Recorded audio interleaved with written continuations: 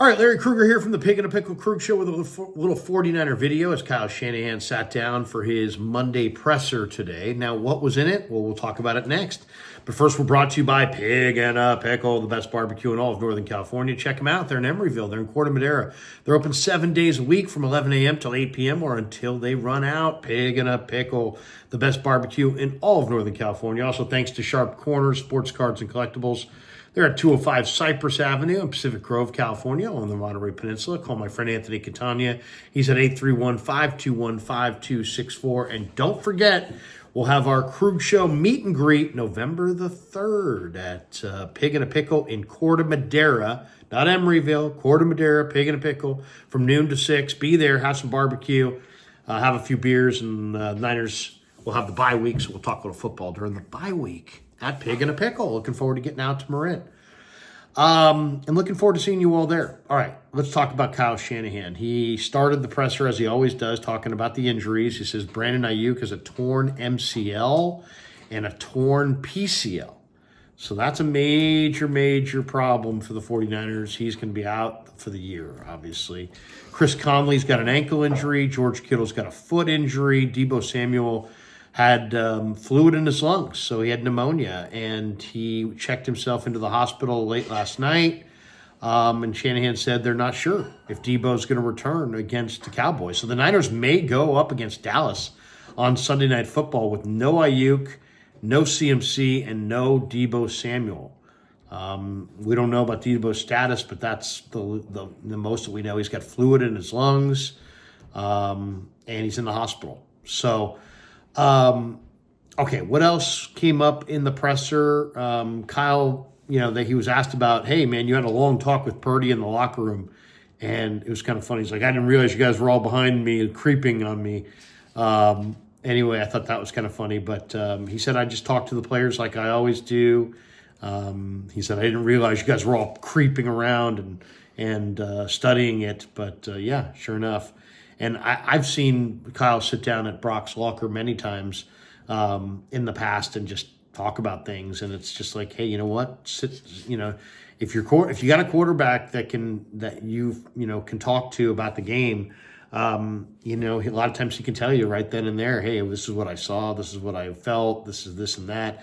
I mean, as far as Purdy criticism, he had 3 interceptions. And obviously Kyle said he wishes he had all 3 of them back. The one that was probably the worst was the last one. He probably should have taken the sack. Colton McKivitz got beat. Karlaftis, I believe it was in his lap. At that point, just take the sack, right? Take the sack, kick the field goal, and you're still alive. Instead, he throws the interception. He wasn't throwing it to anybody. Of course, nobody made the Niners defense cave in as well from that point on. They just did. But yeah, that was a bad one right there. And then, Shanahan added that Brock's having a hell of a year. And that's really where all the discussion on Purdy. Now, Brandon Aiyuk's reaction to the fact that his season's over and he's got this career-altering MCL, PCL tear. He was asked, how did Aiyuk react? And he said he called him last night at his house. He said he was bummed out, but he said, he's a spiritual guy, and he's a guy that he thinks can handle it. But obviously he was bummed out. And Kyle said he talked to him last night at his house. Ricky Pearsall. Kyle was asked about Ricky Pearsall, and he just went on to say that he was proud of Ricky and proud of Cowing and proud of Ronnie Bell for stepping up and playing when they needed him to. But obviously, Pearsall didn't gain a lot of separation and didn't get a lot done. But Kyle obviously didn't reference that. He was asked about Jacob Cowing. He said he liked how aggressive he was on the screen pass. And then he said he liked the way he handled his downfield curl and go, I think he called it, on the deep pass to Cowing. He was asked also about CMC, and he said, he's had no setbacks, but it's still kind of trending for his return to come after the bye week. So that was the update on CMC. He hasn't had any setbacks, but he's not going to return anytime soon. Obviously, they've got Dallas this week, then the bye week, And then the week after is when their next game will be. So it sounds like it's going to be a minimum of at least 3 weeks before CMC potentially can even consider returning. Jake Moody, the same thing. Said there's a very good likelihood that Jake Moody with the high ankle sprain will not return until after the bye week. And then Dre Greenlaw, it sounds like what I thought originally, which was, they were saying middle of the year, but it sounds like it's going to be December. And it should be December. The guy tore his Achilles in February. There's no reason that he should be back on the field, or we should expect him back on the field before at least December. I think probably the smarter thing would be to shut Greenlaw down for the year and bring him back next year in training camp. But they seem intent on bringing him back. But it sounds like it's not going to happen until December. He was asked about, how he referenced last night, hey, we got to take a hard look at the film and be honest with one another. And, it's going to be a hard film session.